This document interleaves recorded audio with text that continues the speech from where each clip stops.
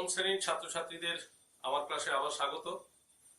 আমরা আগের ক্লাসে লাভ ক্ষতি এই অধ্যায়ে 10.1 এক্সারসাইজের কয়েকটা অঙ্ক করেছিলাম।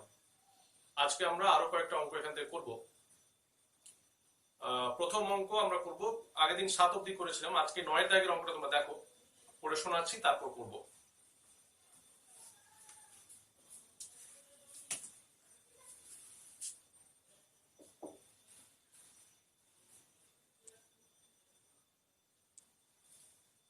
বলা হচ্ছে নিয়ামত চাচা প্রতিটি 5 টাকা দরে 150টি ডিম কিনেছেন, কিন্তু দোকানে এনে দেখলেন 8টি ডিম ফেটে গেছে এবং 7টি ডিম পচা। প্রতিটি ডিম 6 টাকা দরে বিক্রি করলে নিয়ামত চাচার শতকরা লাভ বা ক্ষতি কত হবে হিসাব করে লিখি। খুবই সুন্দর অঙ্ক, ইম্পর্টেন্ট অঙ্ক। তাহলে দেখা যাক, 150টি ডিম তিনি কিনেছেন 5 টাকা দরে, তাহলে 150টা ডিমের মোট ক্রয় মূল্য বার করব।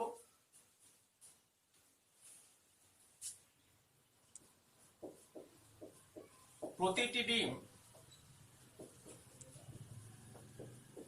5 টাকা দরে 150টি ডিমের মোট ক্রয় মূল্য সমান 150 ইন্টু 5 টাকা সমান 750 টাকা। তাহলে এবার বুঝো, এটা হচ্ছে মোট ক্রয় মূল্য। এবার এই মোট তিনি 150টা ডিম কিনেছেন, কিন্তু তিনি বিক্রি করবেন কতগুলো ডিম? 8টা ডিম ফেটে গেছে আর 7টা ডিম পচা। তাহলে এই 15খানা ডিম তিনি বিক্রি করতে পারবেন না। তিনি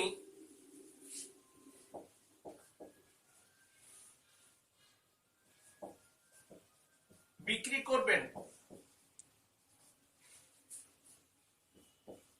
150 বিয়োগ 8 প্লাস 7, তার মানে কত হচ্ছে? 150 বিয়োগ 15, তার মানে 135টি ডিম। এবং 135খানা ডিম তিনি বিক্রি করেছেন 6 টাকা দরে। প্রতিটি ডিম তিনি বিক্রি করেছেন 6 টাকা দরে।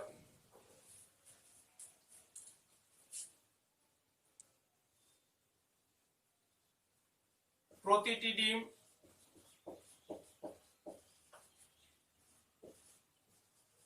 6 টাকা দরে 135টি ডিমের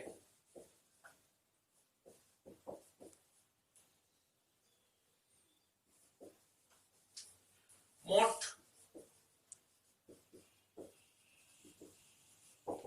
বিক্রয় মূল্য সমান 135 ইন্টু 6,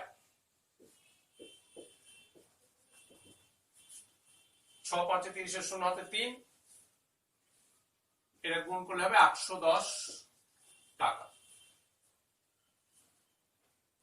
তাহলে বোঝো, এটা হচ্ছে মোট বিক্রয় মূল্য, এটা মোট ক্রয় মূল্য। তাহলে লাভ হলো না ক্ষতি হলো? অবশ্যই লাভ হলো। কেন কি বিক্রয় মূল্য ক্রয় মূল্যের থেকে বেশি। আমরা আগের দিন বলেছিলাম যে বিক্রয় মূল্য যদি ক্রয় মূল্য থেকে বেশি হয় তাহলে লাভ হয়। অতএব মোট লাভ সমান 810 বিয়োগ 750, বিয়োগ করো, দেখো তো কত হচ্ছে।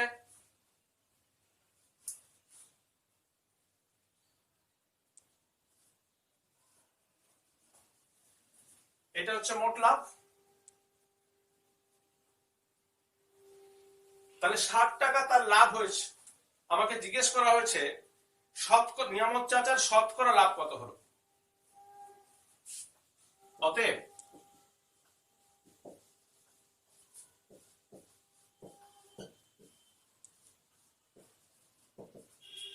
নিয়ামত চাচার শতকরা লাভ সমান, আমরা জানি মোট লাভ বাই ক্রয় মূল্য ইন্টু 100। মোট লাভ কত? 60। মোট ক্রয় মূল্য 750 ইন্টু 100। কাটাকুটি করো, 15 4 60, 15 5 75, 52।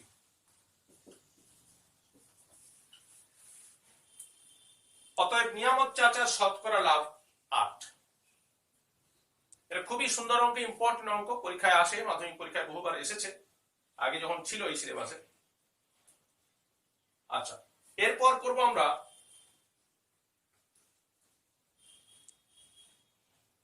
12 নম্বর অঙ্ক। দেখো 12 নম্বর অঙ্কটা পড়ে শোনাচ্ছি, আমি এটা মুছছি।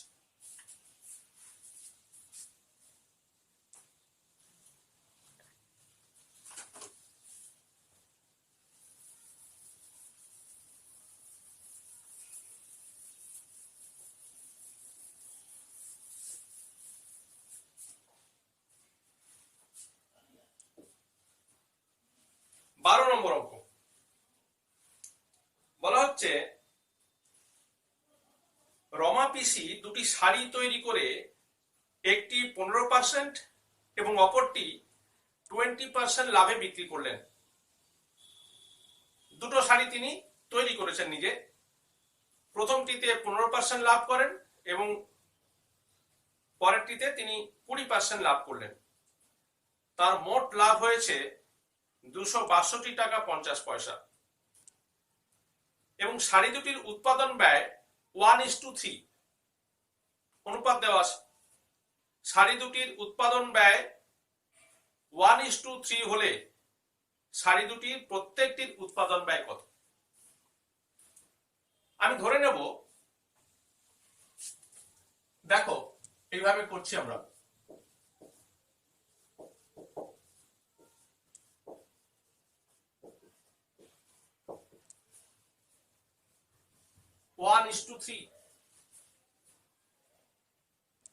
তাহলে উৎপাদন ব্যয় যদি 1:3 হয়, আমি মনে করতে পারি প্রথম শাড়িটির উৎপাদন ব্যয় x টাকা আর দ্বিতীয় শাড়ির উৎপাদন ব্যয় 3x টাকা। অনুপাত থেকে ভাবতে পারি আমরা। ধরি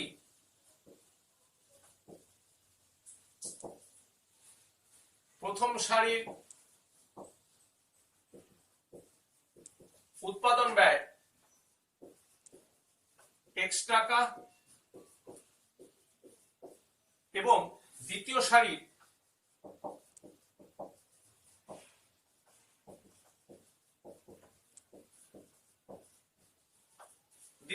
উৎপাদন ব্যয় 3x টাকা। এবার কি বলা হয়েছে? প্রথমটিতে তিনি 15% লাভ করেন এবং পরেরটিতে তিনি 20% লাভ করেন।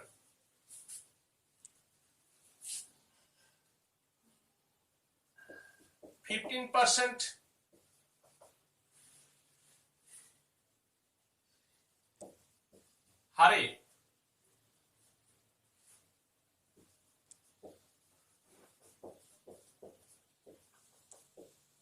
প্রথমটিতে লাভ কত হচ্ছে? x ইন্টু 15/100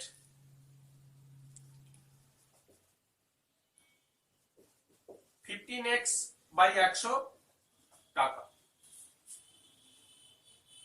আবার 20% হারে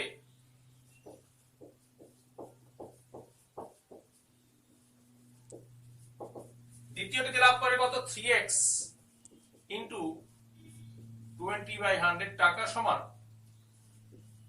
60x বাই 100 টাকা। কি বলা আছে আমাদের প্রশ্নে?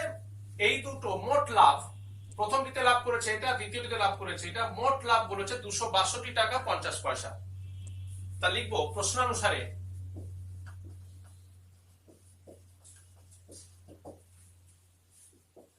$15x/100 plus 60x by 100 equal to এই লেখা যাবে 15x plus 60x by 100 by 100 decimal তুলে দিলাম, দশমিক তুলে দিলাম, 100 100 কাটলো, তাহলে 75x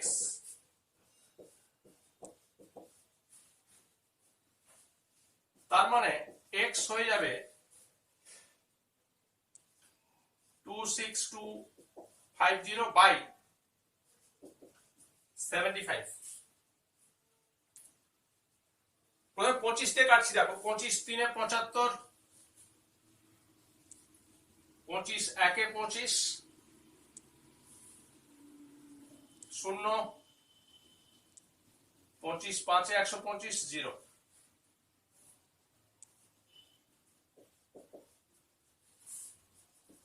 তার মানে x হয়ে গেল 350।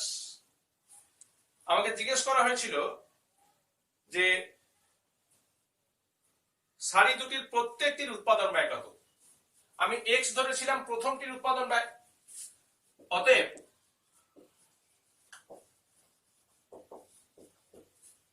প্রথম শাড়ির উৎপাদন ব্যয় 350 টাকা এবং দ্বিতীয় শাড়ির উৎপাদন ব্যয় 3 গুণ 350 সমান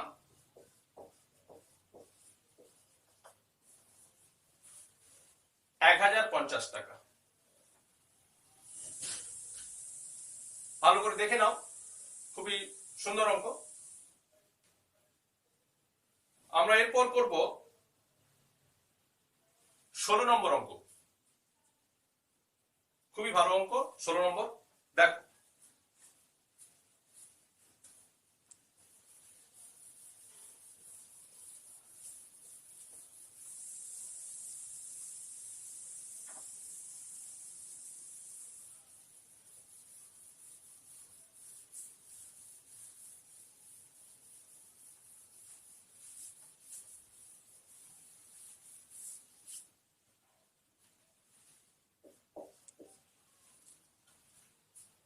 আচ্ছা, এটা খুবই আমার পছন্দের অঙ্ক, খুব ভালো অঙ্ক এটা।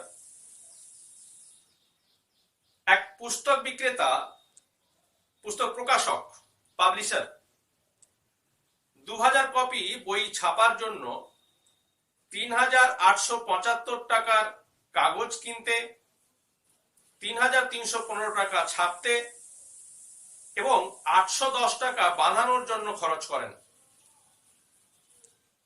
2000 টাকা, 2000 খানা বই যদি ছাপাতে হয় তাহলে কি কি লাগে দেখো। কাগজ তো লাগেই, ছাপানোর একটা খরচ আছে এবং বইটা বাঁধানোর জন্য একটা খরচ আছে। তাহলে 2000 কপি বই তৈরি করতে উৎপাদন ব্যয়, এই তিনটে জিনিস যোগ করলে পেয়ে যাব। তিনি পুস্তক বিক্রেতাদের কাছে 20% ছাড় দিয়ে 20% লাভে বিক্রি করেন। খুব মজার অঙ্ক। পাবলিশার কি করলেন, পুস্তক বিক্রেতাদের 20% ছাড় দেবেন এবং আবার 20% লাভ করবেন। তাহলে প্রতিটি বইয়ের ওপর তিনি কত টাকা লিখে রাখবেন, অর্থাৎ ধার্য মূল্য কত। এমন ভাবে ধার্য মূল্যটা লিখে রাখতে হবে তার উপর তিনি 20% ছাড় দেবেন, আবার নিজেও 20% লাভ করবেন। খুবই মজার ভালো অঙ্ক। দেখ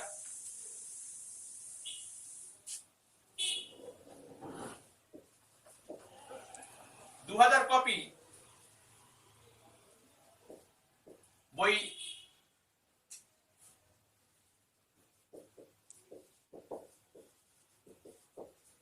তৈরি করতে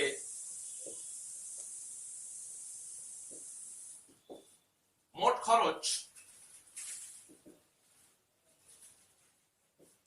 3875 প্লাস 3315 প্লাস 810 এটা হচ্ছে কাগজের খরচ, ছাপানোর খরচ, বানানোর খরচ, মোট খরচ পেয়ে গেলাম। এটা পাবে তুমি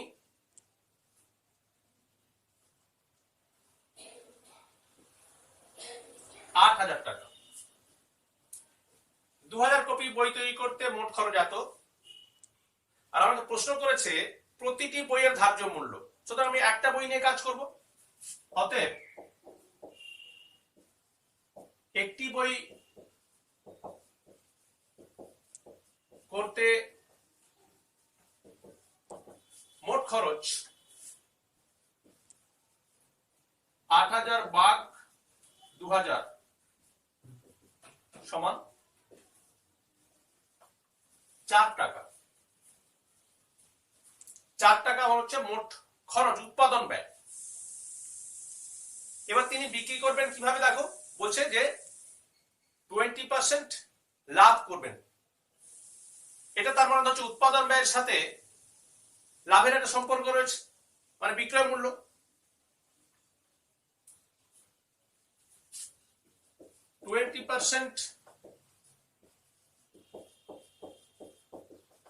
লাভ করতে হলে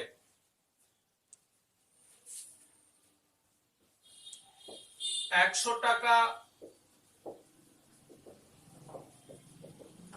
ক্রয় মূল্য হলে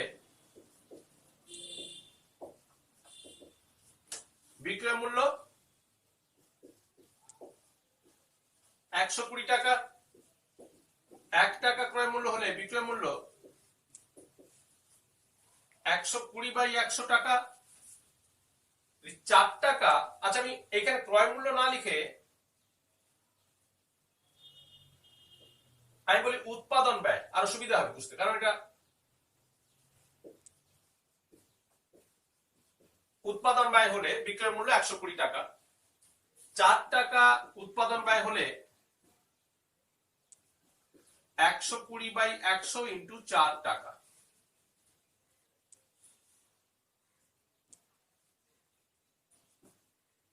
48/10, তার মানে 4.80 টাকা।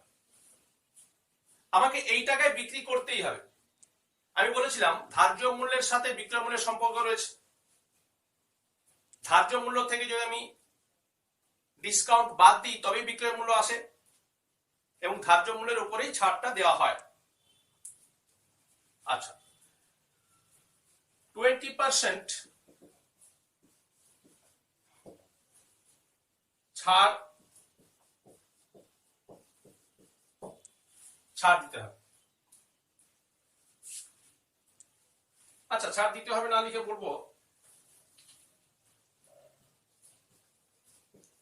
অর্থাৎ আমি বলি আগে 20% ছাড় মানে কি, আমি আগে বলেছি তাও বলছি। 100 টাকা যদি তোমার ধার্য মূল্য হয় তাহলে বিক্রয় মূল্য হবে 80 টাকা। এখানে আমার বিক্রয় মূল্য জানা আছে, আমাকে ধার্য মূল্য বার করতে হবে, তাহলে উল্টো করে লিখবো। অর্থাৎ 80 টাকা বিক্রয় মূল্য হলে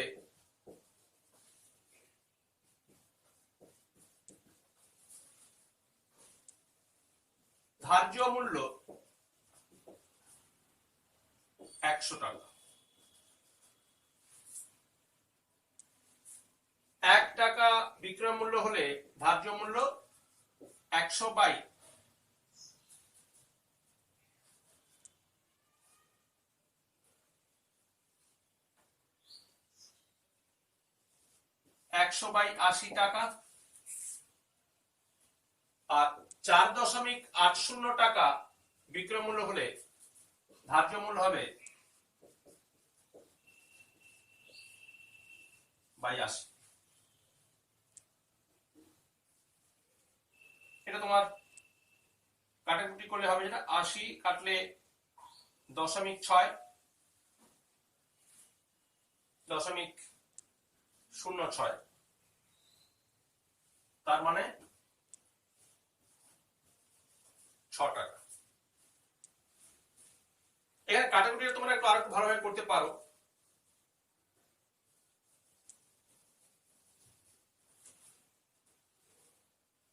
4.80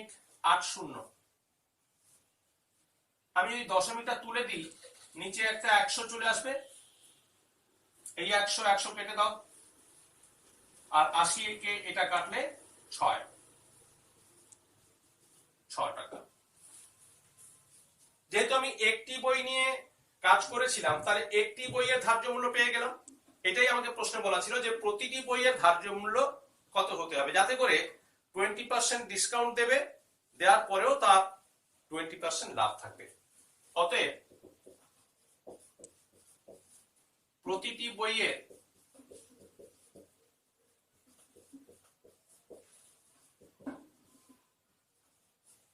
ধার্য মূল্য 6 টাকা।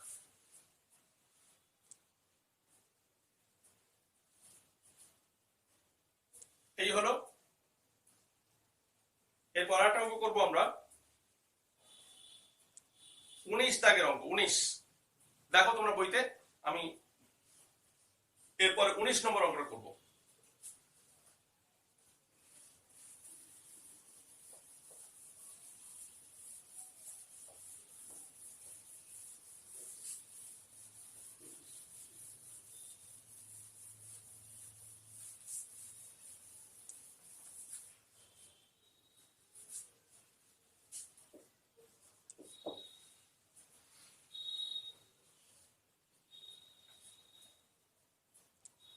বলা হচ্ছে ফিরোজ চাচা একটি প্যান্ট 20% লাভে এবং একটি জামা 15% লাভে বিক্রি করে মোট 719 টাকা 50 পয়সা পেলেন।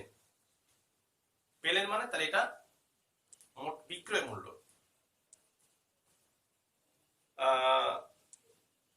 20% লাভে এবং 15% লাভে দুটো জিনিসই বিক্রি করেছেন। তাহলে আমরা প্রথমটা ধরবো x টাকা মনে করি। এবার বলেছে তিনি যদি প্যান্টটি 25% লাভে এবং জামাটি 20% লাভ করতেন, তাহলে তিনি আরো 30.50 টাকা অর্থাৎ 30 টাকা 50 পয়সা বেশি পেতেন। প্যান্ট ও জামার ক্রয় মূল্য নির্ণয় করি। ধরি বা মনে করি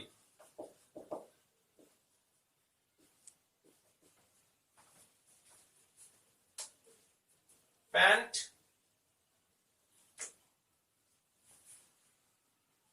ও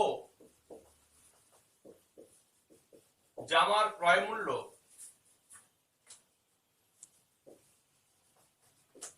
যথাক্রমে x ও y টাকা। তার প্যান্টের ক্রয় মূল্য x টাকা, জামার ক্রয় মূল্য y টাকা। তাহলে এখানে বোঝো যে বলছে প্যান্ট 20% লাভে, 20% লাভে মানে 100 টাকা যদি ক্রয় মূল্য হয়, তাহলে বিক্রয় মূল্য হবে 120 টাকা। সেই হিসাবে প্রথম শর্ত অনুসারে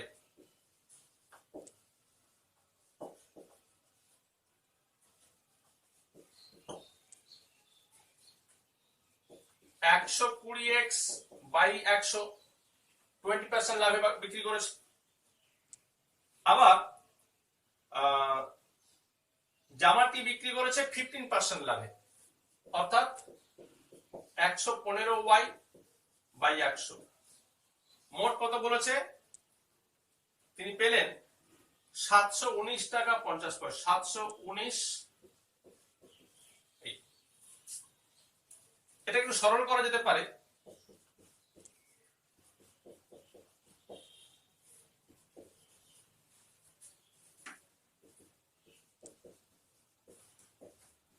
বাই 100 কাটাকুটি করো। এখানে দেখো উপরে 5 কমন আছে, 5 যদি কমন নাও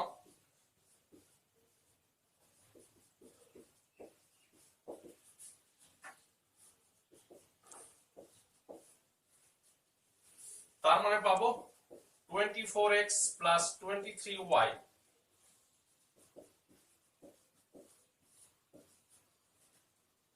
5 দিয়ে কাটো,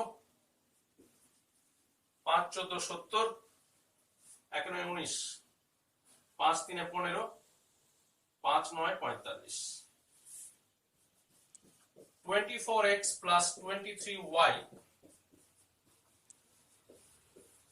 এটা হলো তোমার 1 নম্বর সমীকরণ। আবার বলেছে তিনি যদি প্যান্টটি 25% এবং জামাটি 20% লাভ করতেন, তিনি আরো 30 টাকা 50 পয়সা বেশি পেতেন। দ্বিতীয় শর্তানুসারে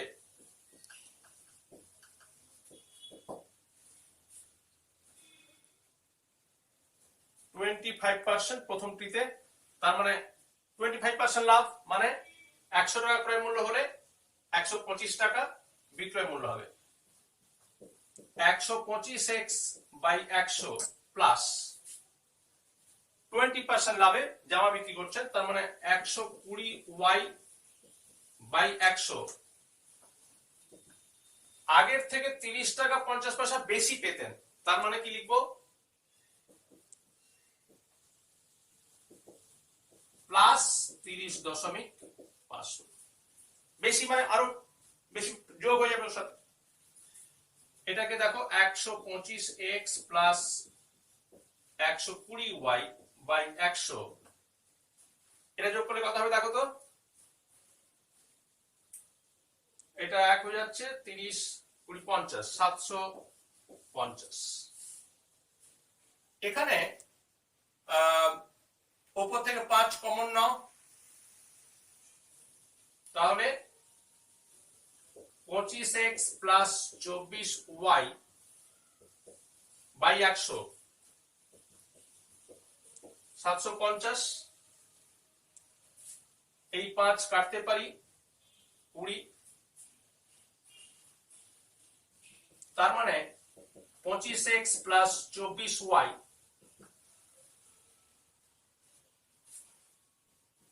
1500, 750 নদী 1500,